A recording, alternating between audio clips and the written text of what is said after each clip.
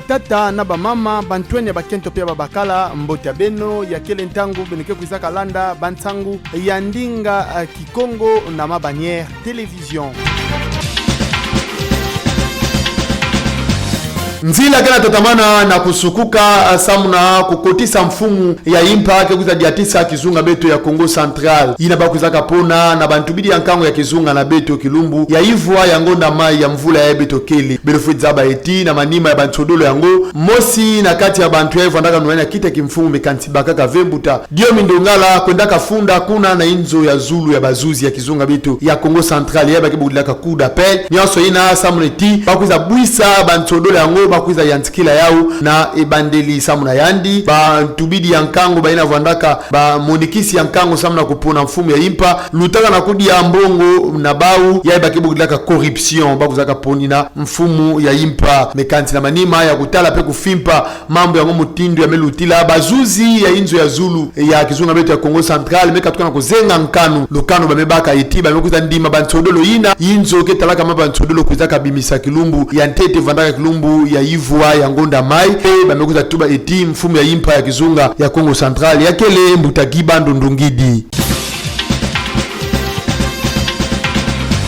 Inzo ya bisalu ketalaka mambu ya kiamvu ya OEBK yaunde kuizaka kembela kilumbu ya sabala vandaka kilumba makumi zoli na mosi ya ngonda mai ya mvula mafunda zoli makumi zoli na zoli nkinzi ya makumi tatu na ivwa kubanda bakuzaka pesila nzila samna kubanda bisalu ya kiamvu ya OEBK vandaka bogdilaka po marechal bilofuiza beti mkinzi yango salaminaka na ngambu ina na disimu yai ya mbanza matadi na lutwadusu ya mama Gloria Tuluka yani nde kele mfumu kela kudiatisa inzo ya bisalu yae na kubakaka ndinga mama Gloria Tuluka kuizaka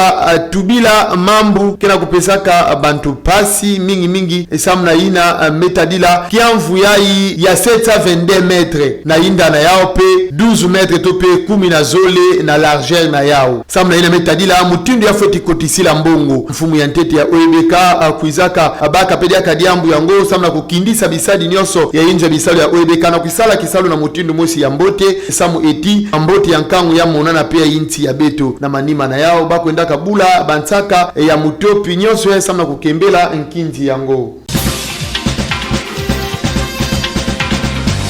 Tomabilu nyoso mansaka bofakana ya kele tomabilu ya bakibugdilaka noa na manima ya kivonza kuizaka salama na pipa ya kilumbu ya lumingu sambeto lamuka kilumbu ya ntete ya sabala ya beto kele kuna na ndambo ya kinkanda tamave na kifulu bakibugdilaka safari ya tutanaka na batukutuku benofedza beti bantu vandaka na kati ya batukutuku ango manisaka lwala pe baza kudisaka bau na lupitalu ya kinkanda pe mosi na kati ya batukutuku ango yani mutu tubaka eti tomabilu ango kuizaka pe bao bavandaka kwenda ya tutaka bau na mutindu mosi ya kusekana ve na pipa ina mekanti diambo ya kese topi ya mayangi bampangi bankunde luzolo benefit zabeti ata mutu mosi lutaka na kufwa ve na manima ya kivonza yango kuizaka salama.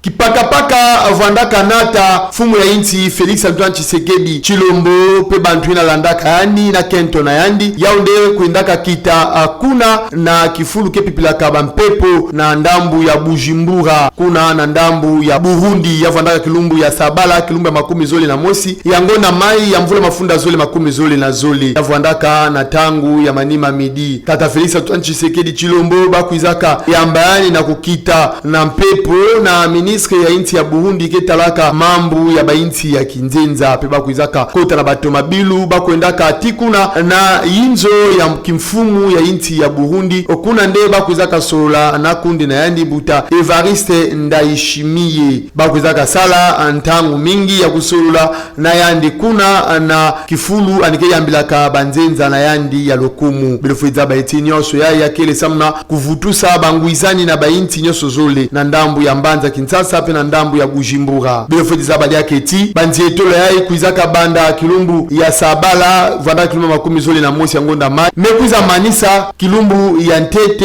vandaka kilumba makumi zole na tatu ya ngonda mai ya mvula ikaka betokele